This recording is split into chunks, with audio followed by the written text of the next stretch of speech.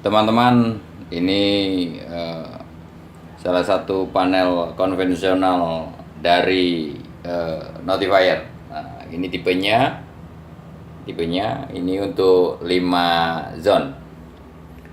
Nah, saat ini baru tes awal. Semua sistem sudah normal.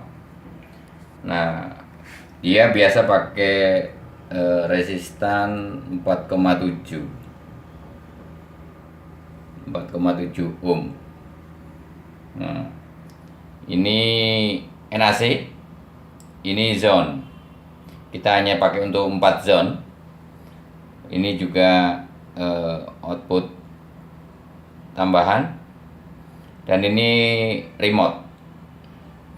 Dan untuk pemasangan anunsiator, ini untuk anunsiator ada 4 kabel.